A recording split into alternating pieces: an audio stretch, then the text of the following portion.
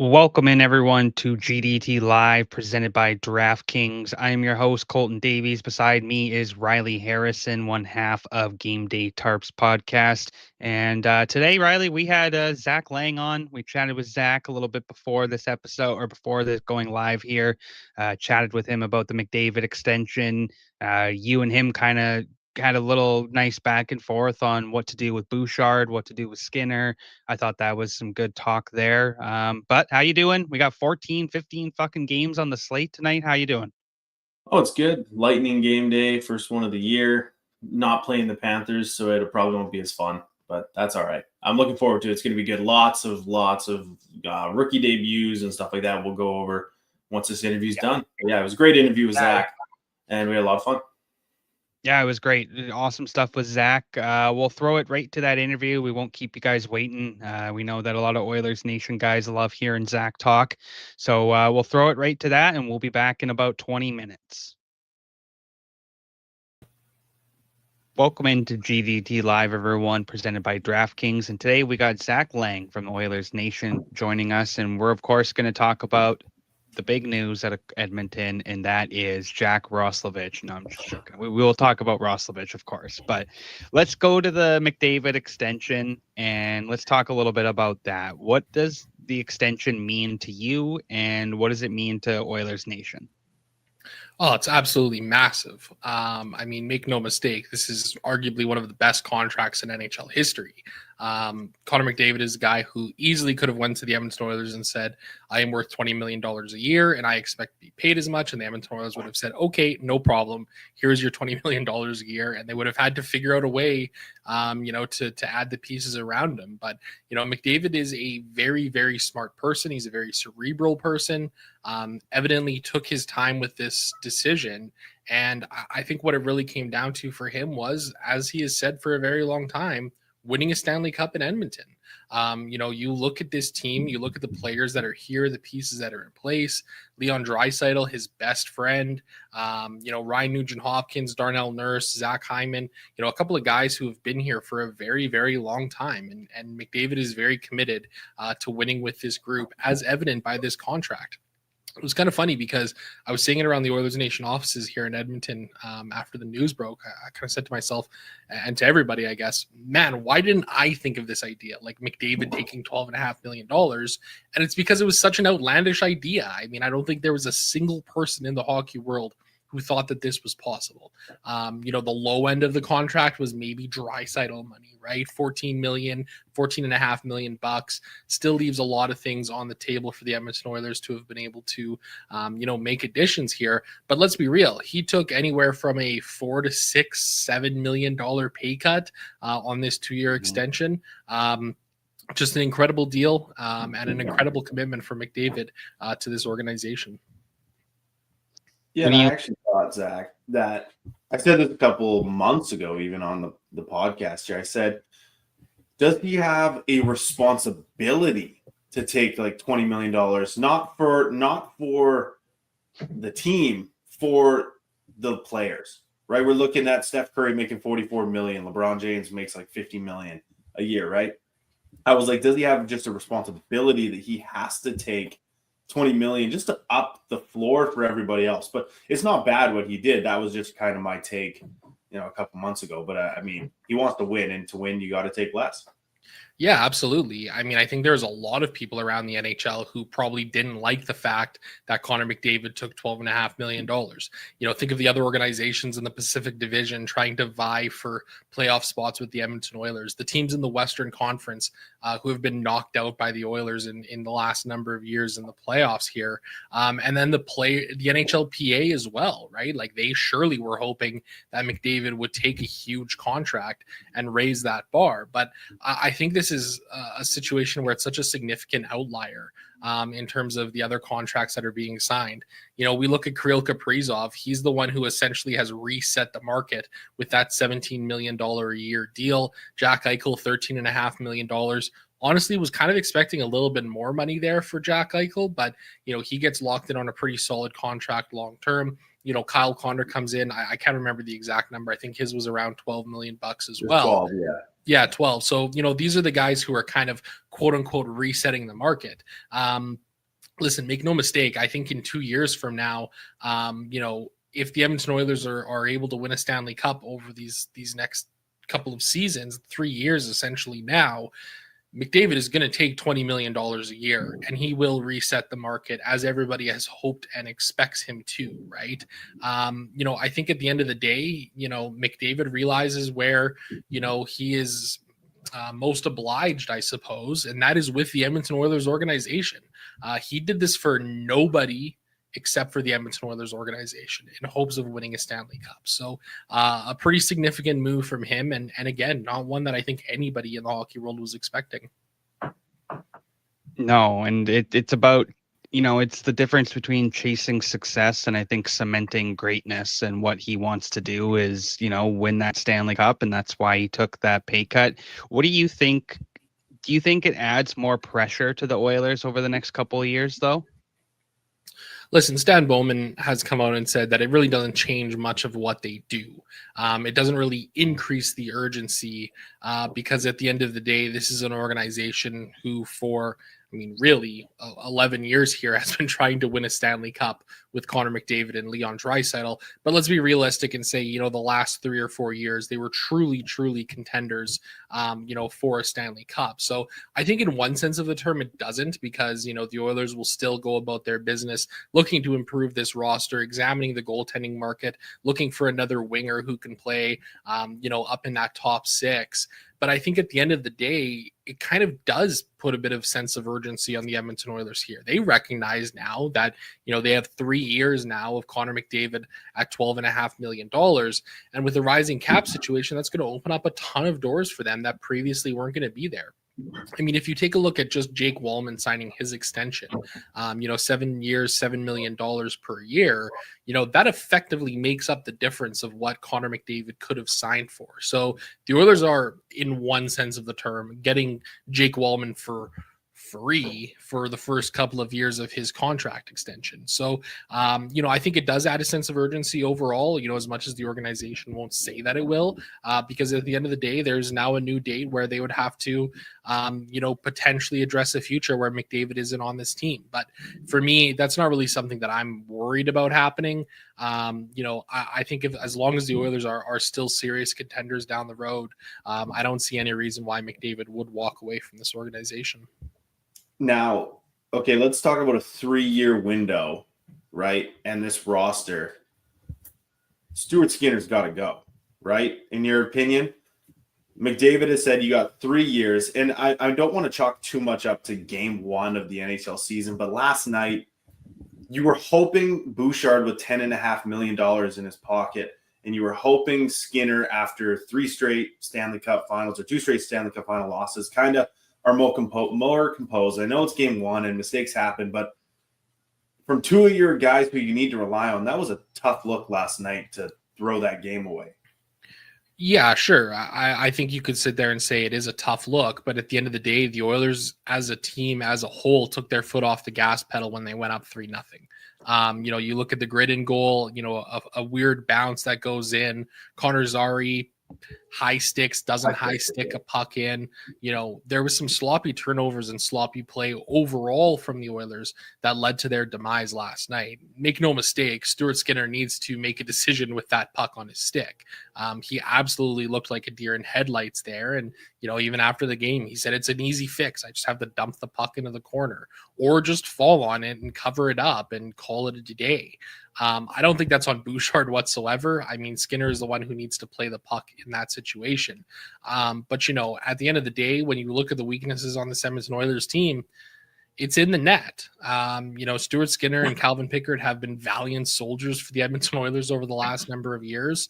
And for all of the warts that both of them have in their game, this Edmonton Oilers team was still able to get to Game 7 and Game 6 of the Stanley Cup final in consecutive seasons with those guys as their, as the goaltenders, right? So, I think they're going to continue to look for upgrades. Really intrigued to see what happens with Connor Ingram here this season, because I think he's somebody who could step in and be a good starting goaltender for the Edmonton Oilers. We've seen him have success on some pretty poor Arizona Coyote teams a couple of years ago. Evidently last year was a pretty tough one for him in Utah, hence the trade and everything like that. So, I think at the end of the day, like the team is going to continue to look at the options for upgrading. And even when you look into free agency next year, the Oilers are going to have, with all of the contracts that they've gotten taken care of in the last month here, like $18 million in cap space. They're going to have room to be significant players come the trade deadline and come next summer. Yeah, absolutely. And do you think, like, last year maybe there was a missed opportunity to kind of really chase after a guy like, let's say, Juuse Saros? Nashville was down. We were hearing their stars were kind of being blamed. We don't know if Barry Trotz would have moved him. He's still their franchise goaltender. But would you have maybe liked to hear some noise, at least, that they were kind of maybe chasing that option? I mean, sure. But at the end of the day, like, how many significant goaltenders have been moved in the last number of years? Like, it's such a limited market in terms of the goaltenders. And you look at the ones that are out there, and a lot of them have been getting locked up by organizations. Would Juuse Saros have been the answer for the Oilers? Possibly, but they maybe wouldn't have been able to have gotten Jake Wallman in that instance, who has been an excellent defenseman for the Edmonton Oilers. There's a give and take at all of it, right? Like, I think at the end of the day, the Oilers, to a certain extent, feel comfortable with Stuart Skinner and Calvin Pickard. But make no mistake, I mean, I think the Connor Ingram move really does signal the fact that this team is looking to upgrade in the crease. So, we'll see what happens this year as the year kind of continues on and stuff like that. There's a couple of teams. You look at Nashville with Juuse Saros, Boston with Jeremy Swayman, some bad teams with really good goaltenders on them. So who knows what can shake out here over the course of the next, let's say 8 to 10 months. Yeah, and we're rooting for Ingram. He was a Blazer. We're from Kamloops, so of course we want him to turn out. And I mean, if they get 3 good goaltenders in rotation too, I don't think anyone's going to pick up Pickard, and obviously Ingram's already gone down. So I don't think there's going to be any risk there to kind of use a rotation if need be. So yeah, I like what they got. I just hope that it actually works out this year. Yeah, I kind of think everybody's hoping the same thing, right? I mean, like you said, Ingram's had a solid track record here and there. Calvin Pickard is a player who is extremely well liked in that locker room. Like the core group of this organization really, really likes him. So, would they run a 3-headed goalie monster? I mean, I would say it's possible. The Oilers are not shy to have ran short rosters for their forward group and defensive group in the last number of years here. So that's certainly something that we could see happen in the future here.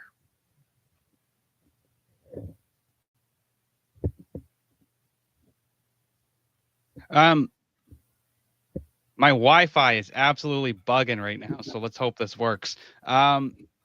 Let's talk about Jack Roslovic and his addition to the team. I read your article this morning. You're not too sure on a fit for him, like where the Oilers have some roster decisions to make. What can you kind of say about that? Yeah, going to be really fascinating to see what happens here in Edmonton over really the next month or so.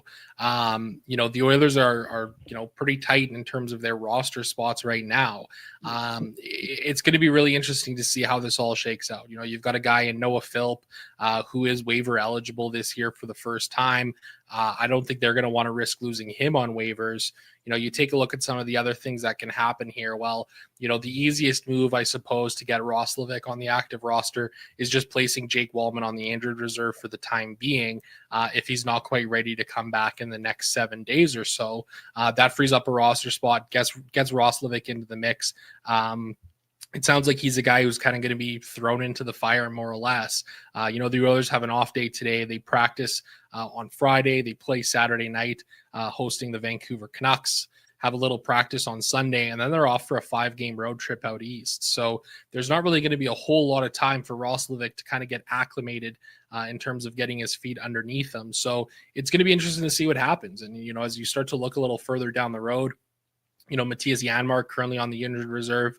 He was banged up in the preseason. You got Zach Hyman obviously working his way back from his wrist that got all busted up in the playoffs last year. So, realistically, when this team is fully healthy here, you're going to have 26 players on the Edmonton Oilers roster. So you're going to have to figure out a way to get rid of 3 of them.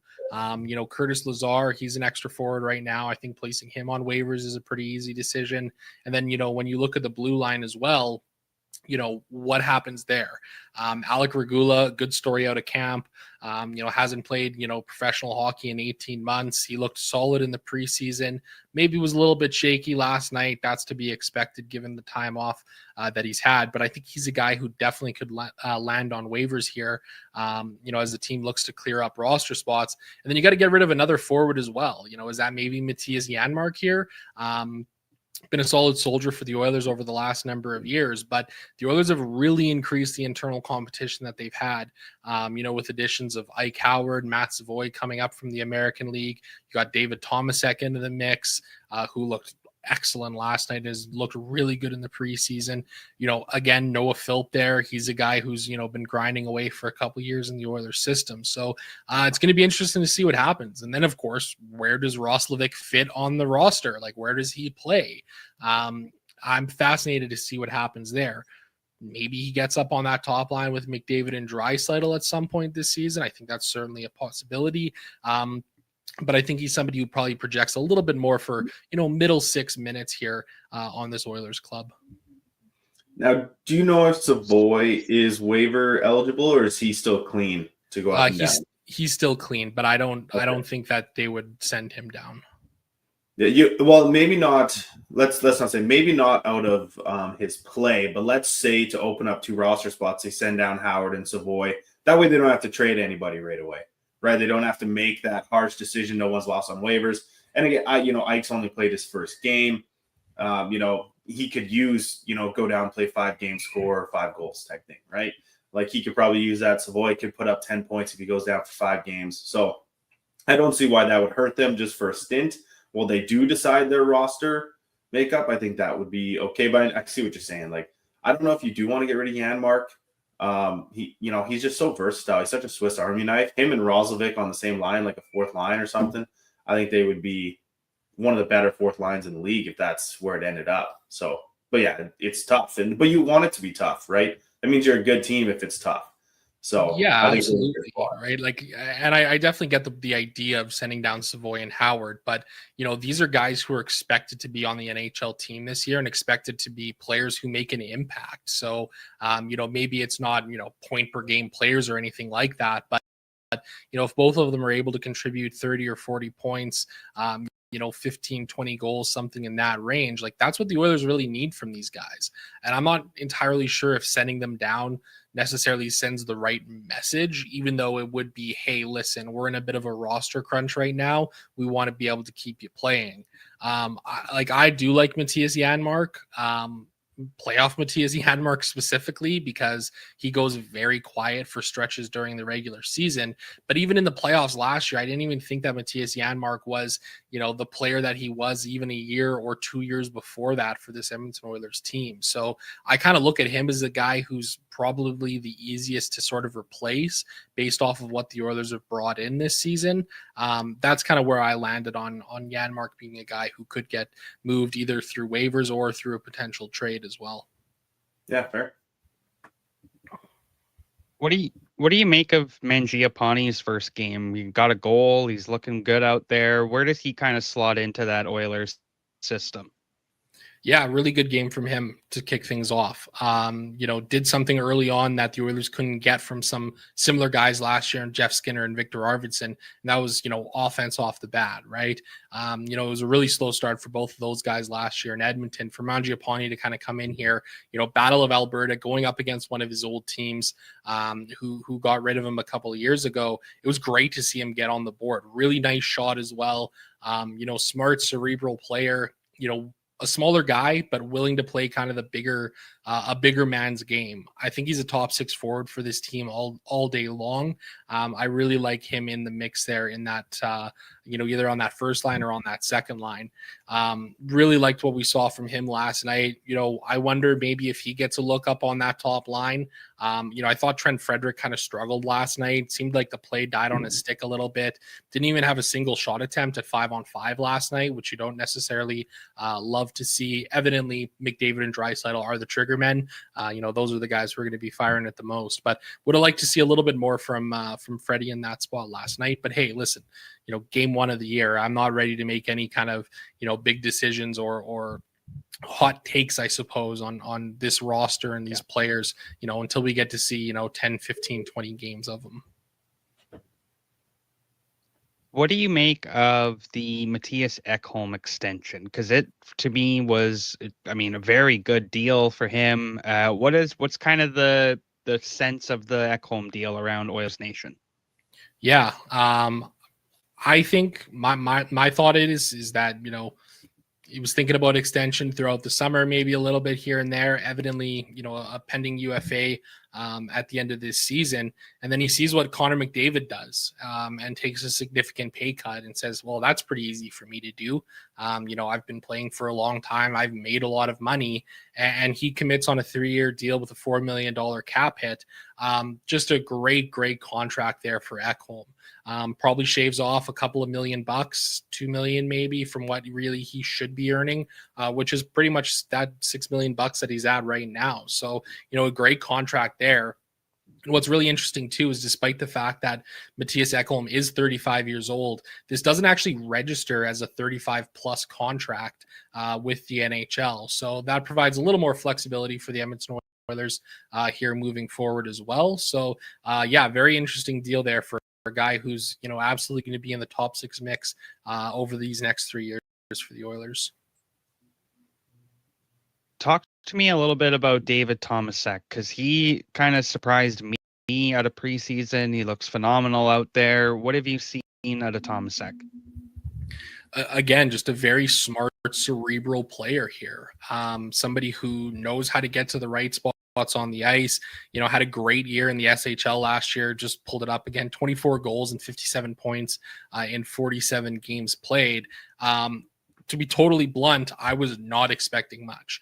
The Oilers have taken some shots on some late 20s guys out of Europe over the last number of years. Joachim Nygard and Gaetan Haas, for any of the deep cut fans of, Oilers players, they kind of really struggled coming overseas here to play the North American game, but not Tomasek.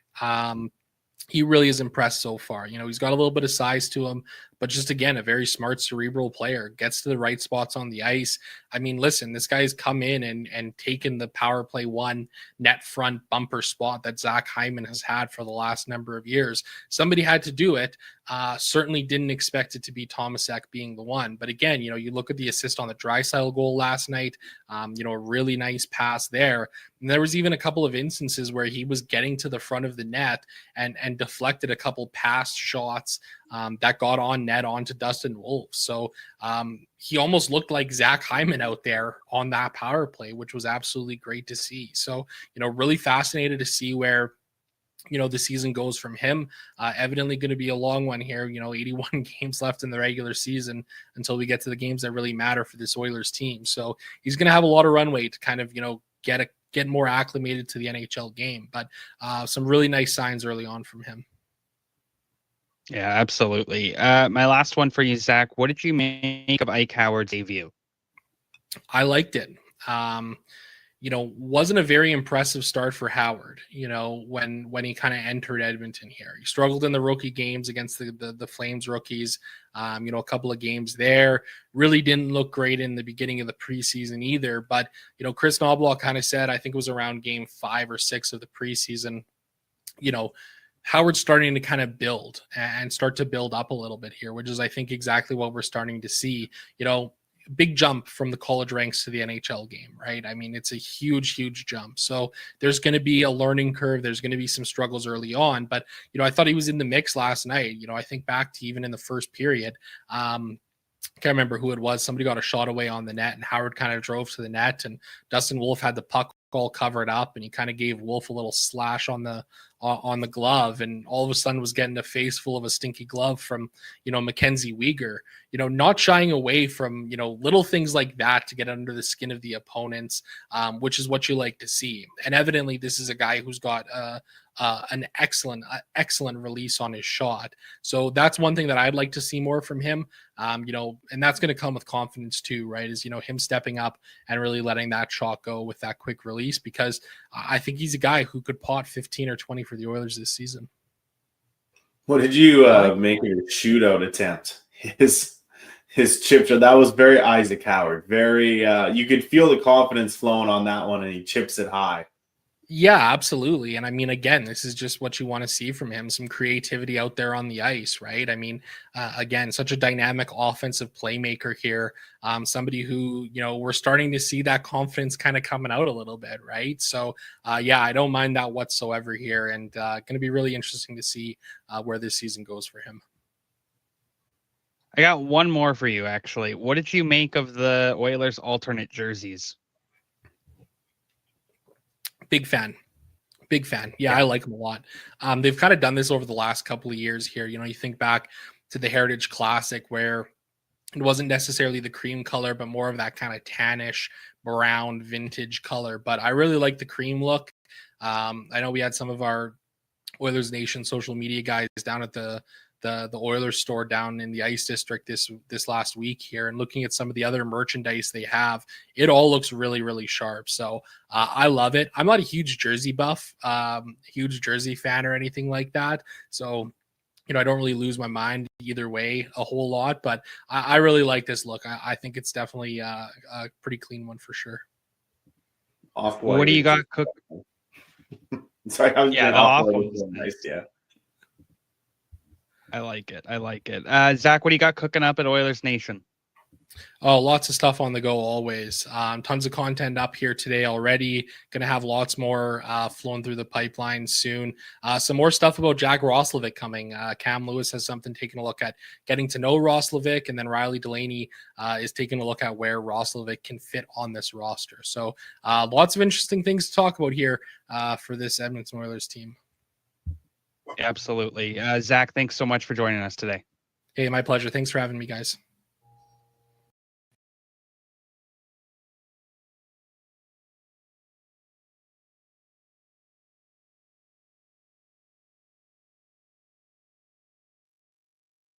NFL fans, what is your favorite touchdown? For me, it's the next one, because with DraftKings Sportsbook, an official sports betting partner of the NFL, every touchdown can bring you closer to cashing in.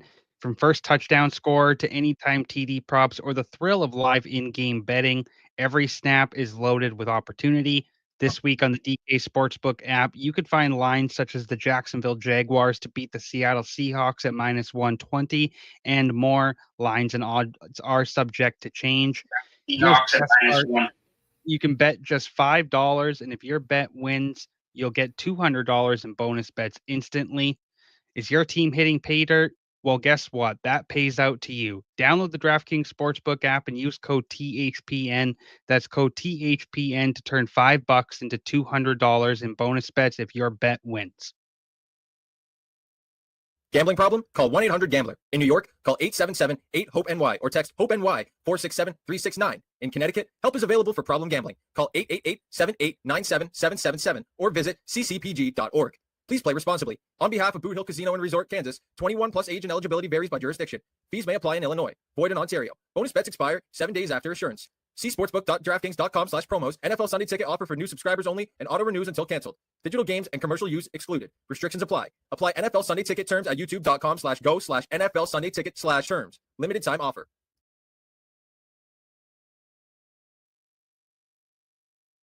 Thanks so much to Zach Laing for joining us today. It was great to talk some Oilers with him. Always fun to chat with the Oilers Nation boys and get them on board. Zach is a wonderful guy. But boys, we got like 15 games on the slate tonight. Like there's some NHL debuts. What are we making of the slate tonight? First of all, hi everyone. Dayton's here. Last minute edition. Dayton is back. Let's start with Jonathan Toews. First game in 910 days tonight. That's an exciting one. I'm really pumped up for Toews. Same. It'll be interesting. He's taken a few years away from the game, so I don't know. It's going to be interesting to see if he comes back in as Jonathan Toews with the same old game style and swagger to his game. If he's still captain serious, if he's, it'll be interesting to see. Yeah, it will be for sure. Couple other debuts, a handful of debuts, really. We'll kind of go through them. Matthew Schaefer makes his NHL debut tonight. That's going to be an exciting one for the Islanders. Just to shine some light quickly and go back to Toews, the sports beard in our comment section, the one and only sports beard, says Toews is a great story. He'll be more than adequate as a third line center. Couldn't agree more. Fantastic story. So cool to see a guy like Toews back in the NHL. Ryley and I, of course, and probably Dayton as well, grew up watching Toews, of course. So, you got to see him during his dynasty I'm era. not that young. Okay. That's why I said probably Dayton. That's why I said probably. So it's exciting to see. But Schaefer makes his NHL debut. And one guy that I know Stephen Ellis is extremely thrilled about making his NHL debut tonight, Brady Martin out of Nashville. What do we make of him being the 1C, boys? They're in for a long season. No, I think they're protecting him. I mean, when you clearly have the better face-off guy and Ryan O'Reilly playing his wing, it means that you're just not putting the kid on the wing to get blown up by a defender. You have Steven Stamkos playing wing as well on a different line. Like Stamkos' career around 50% face-off guy. He was even 60% his last season with Tampa. So, I mean, to me, this is just protecting him, not forcing him to be in positions that he'll be uncomfortable with, and then maybe they'll move him over to wing. But like they have O'Reilly to win fade. Like it's very possible O'Reilly takes faceoffs and then pops to the wing. It's very possible that's what we see happen. So it's just, I think, to protect the kid. But I like it. I mean, give him first line. But this is what most teams need to do. Like, I mean, we hear Misa might be scratched tonight. Like, why is Misa not playing over Ryan Reed? Or just put him first line, or obviously maybe not over Celebrity, but put him second line. Like put Brady Martin first line like they're doing. Why was Zane Parekh scratched last night over Joel Hanley? Like what a dumb roster decision. Why have these kids if you're not going to put them in, is my opinion. So I like it. Go Nashville. All I'm going to say about the Preds is that down the middle, they have Brady Martin, Eric Hulla, Svechkov, and Michael McCarron. So it's tough right now looking for the Nashville Predators, but that's okay. Eric Hulla could have been called the best second line center in the NHL like 3 or 4 years ago. So that's true. That's true. Looking at other debuts, Braden Coots makes his NHL debut tonight for the Vancouver Canucks. Berkeley Catton makes his debut for the Seattle Kraken. And right in our own backyard, Riley, we got Kamloops Blazers captain from last year, Emmett Finney, cracking the Detroit Red Wings lineup. What a story. 7th round pick going in and just making this roster. First 7th round pick to make an opening night roster since Henrik Zetterberg for the Red Wings. It just so happens to be Zetterberg's birthday today as well. Do we see Emmett Finney get a goal tonight? Yeah, why not? Good luck, Bumps. He's a kid who goes to the net, even if it hits his shin pad or off his, skate or something. One's going to bounce in off him because he's just that type of a player. So yeah, he's getting one tonight. I think so too. I think I'm feeling it, man. I'm feeling it. Not just because I'm wearing this Blazers, jacket and I work for them, but Emmett Finney, what a story, and what a debut tonight for him. Riley, we have a debut for your Tampa Bay Lightning. The Lightning, of course, went out and signed. No, I don't think they signed him. They traded for him. Waivers.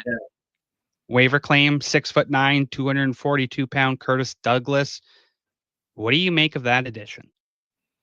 Well, I guess we just finished playing Matthew Tkachuk's Panthers. Since we're playing Brady Tkachuk's Senators, they're like, we might as well throw this kid in and see what he does. Obviously, two things are happening here. One, they're super injured up front, so he literally is the 12th forward. That's the first option. Second option, if they put him on waivers, he's probably just going to get picked back up by Utah if they were to send him down. So there's a couple of reasons. I don't think he's in because of his skill necessarily, but he's there. He brings a presence. And I've seen a few interviews. Super cool guy, super humble guy, and just seems to want to play hockey. And he's super excited for the opportunity. And good for him. I'm happy to see him get a shot. I think everyone deserves at least one game if they're in the minors or whatever. Yeah, absolutely. Couple more debuts at Detroit with Michael Branzig-Nygaard and Axel Sandin Palika. As I said to Steven, those are just mouthfuls of names to say and continue to say. Just it's so hard to just go through that word. But man, ASP, MBN, what do we make of those guys making their debut tonight as well for Detroit? I love Sandin Palika. I think he's been one of the top young defensemen in the world of hockey ever since 2023. Came through Halifax in the World Juniors with Sweden. He was a standout defenseman then. Went to Sweden the next year, and then this past season in Ottawa at the World Juniors, this guy carried the Swedes alongside guys like Ekberg. But I think I actually said this on a podcast. I think Sandin Palika is so complete of a player. You guys might think I'm crazy for this, but I think his game is so complete. He could play forward. I'm not going to say what I said on the podcast exactly, but I think he could be a forward in the NHL. He could be. You're not wrong. He is really good. Not that he's really good, but he's just got he's got a complete game. Like he could be a forward. He's got the skill. He's got the shot. He's got the speed. He might not have his hockey IQ. Obviously, if you're that good, you've probably got the IQ. But I'm saying this kid could probably be a forward in the NHL as well. Same with Quinn Hughes. Same with most defensemen. Just gonna pop this up quick because we just put in hung out with Ryan McDonough this summer. That's awesome, man. Ryan McDonough is such a cool guy. It would have been amazing to meet him. So I'd love to get to meet McDonough or have him on the show. Hey, if you see him again, Willie, let him know we want to have him on. Yeah, Willie, be our plug. Willie threw something in the chat earlier as well. Handful of NCAA games on tonight, including the one and only Gavin McKenna and Penn State playing Clarkson tonight. Ferris State versus the number 1 seed Western Michigan Broncos. New Hampshire takes on Michigan State, and Boston College versus Minnesota. Forks down. Damn, what a debut. I talked about this with Steven, but what a debut for Gavin. Way to set the college hockey world on fire. We need a player like that, a player that can go out there and just haunt the crowd. I think that's what makes it exciting, is he's not afraid to do that. College needs that. Bangs the glass with his stick after the game. I love it. I absolutely love what McKenna's doing and just how he's embracing this little villain role that he's got going on. Really going to the Gopher game tomorrow. That's one of my, I don't know about you guys, but like of all the college teams to watch, like just going to a Gopher game sounds so sick. I would love to go to one. That would be awesome. The Sports Beard. Yeah, I met Taylor Pyatt and his lovely wife, talked to Tyson Nash. Oh, that's awesome.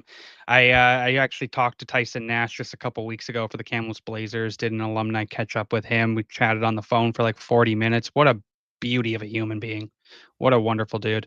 Boys. I got to talk to Riley Nash actually, because my wife's cousin babysits his kids at their lake place. They're really like close lake places in the summer on Shuswap. So I got to see if I can reach out to Riley Nash and get him on. Also did his parents' pool when I worked at the pool place. So that's pretty cool too. But yeah, got to reach out to him. Royalty. Little Kamloops royalty. Big Willie says in the chat here as we just kind of go through some chat questions. He'd love for us to come down to a game. Yeah, see, that would be awesome if we could get down to Minnesota. No, he says take you guys to a game. So, Willie, does that mean you're paying airfare, flights, hotel, food? It's on the Big Willie Media Company card. He only said the game, Dave. And those tickets aren't that expensive. To get to the game. True. Yeah, for you, you're far away. We're not that far. Yeah, and Beard says here about his son Tyson Nash's son Ty, playing for Arizona State, and I actually had the chance to talk with Tyson about his son going to AZ State, and he didn't get the chance that he really wanted to in the WHL. Played 4 years, played with Lethbridge, played with the Oil Kings, but just didn't really get the opportunity that he wanted afterwards for a pro contract. And so he's one of those players at 22, 21 who benefits from this NCAA. Change here with the CHL. And so to see Ty go down and play with AZ State, get another chance, essentially, is what Tyson said. It's awesome. I think it's really cool for players like that. Shea Van Olm is another one out of Penn State, a 22-year-old player, just didn't have the pro contract he wanted. So he gets to go down, play some NCAA hockey, kind of live it up a little bit. Yeah, it's cool stuff. I'm interested in what's kind of going on here in the NCAA world. But I'm definitely a lot more college hockey focused this year than I ever have been. I don't know if you guys. Oh, sorry, Riley. That's all I was saying. I think we all are. Yeah, no, I don't know if you guys remember back to the episode when we had Brady Schultz on, episode 60 of the podcast. He said that, or we asked him what his most anticipated game is, and he told us his first game of this season is actually going to be when Quinnipiac goes to Boston University. Yeah, it'll be a good game too. It would be a great game, great first game. They must play this weekend, or was it last weekend? They might have already played. No, that's not till January. His first game? Yeah, Schultz. I don't know. He said his first game is not till later in the season. That's when he's going to be playing. Unless he's hurt. What? Unless he's hurt. Oh, that's what he told us. Quinnipiac. Yeah, and Beard is right. The NCAA is only going to help these CHL kids and vice versa. I've been very vocal on Twitter about JP Hurlburt and his addition to the Kamloops Blazers. And, we never would have got Hurlburt if it wasn't for this NCAA rule change. He's a Dallas Stars elite junior kid who never would have came to the WHL if it wasn't for this rule change. And 14 points in 5 games, 9 goals, leads the WHL right now. And that's just, it's just outstanding. Truly. It's remarkable to watch him day in and day out. Sorry, toss it back to Quinnipiac. They played the Providence Friars last weekend. So hold on. I'm thinking the game that he told us might actually be the Boston University game on the 15th of November. Okay. That was probably just the one he was looking forward to the most. Yeah. I vividly remember him saying that will be his first game. Maybe we're gonna have to talk to him. He can't play until the new year. I don't know. Yeah, we'll have to ask him. But either way, we'll have to ask him. Yeah, great stuff, guys. We got to get to a game. We'll figure that out. Be sweet. Get down to the NCAA. Yeah, exactly. Beard. He's tearing it up, man. It's unreal to watch him day in and day out. I said this on a WHL podcast yesterday, but there's players that come into the league who want to be known, and then there's players who come in and just absolutely set the tone, and that's what Hurlburt has done. He's just remarkable out there. He's probably the first player we've had since Stankoven that is going to fill the seats again and can kind of make some hockey here in Kamloops exciting again. Boys, what are you most excited for tonight, debut wise? Probably Schaefer. See if he can handle it. See if is he going to get 9 or is he going to get 75 games? Right? What's kind of what's it going to look like for him? I mean, that defense.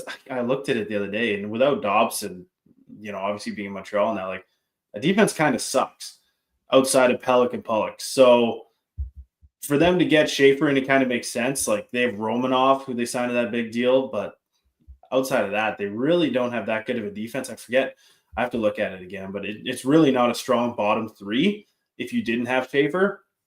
So I can see him probably sticking the year because they just don't have a reliable option outside of it. daily face-off defensive pairings have Schaefer on the third pairing with Scott Mayfield tonight.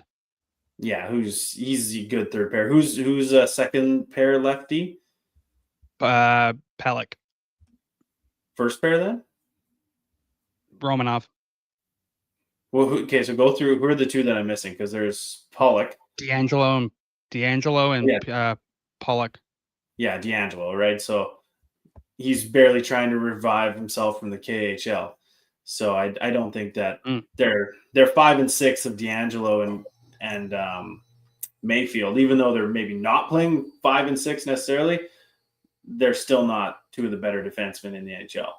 So yeah, I can see. I would agree with that. All the bias I have. I'm excited for Emmett Finney. Excited to see his debut. Excited to see the kid tear it up. See what he can do. I think it's one of the coolest stories, but like I said, bias. I have so much bias with this, but I think it's one of the coolest stories. You don't see this very often, where a 7th round pick can come into an NHL roster right after his junior career and make the team. So excited to see Finney. Excited to see what he can do tonight. Dayton, I got a question for you. What did you make of the Habs' first game of the season? It was all right until the second period, once they gave up that goal and thought they just kind of were flat. Toronto was the better team in the second half. So I know Montreal fans last night were not happy about the result, but they'll get another chance here tonight with Detroit. That'll be good. For Sports Beard here, because he's always hanging out with us. Go tune into College Hockey Show tonight, 10:30 p.m. Eastern Time. If you have the time, love to see you there. First episode of the season. Will do. Sports Beard, everyone else here that's watching, tune into that as well, because it's a great chance to learn more about college hockey. I got to learn more about it, and the Sports Beard and what he does. They're great guys over there. Beard is a wonderful guy, a veteran as well. So always got to support him. So really, I'll definitely be there. Be nice to learn some more about college hockey. But boys, I think that does it for us today.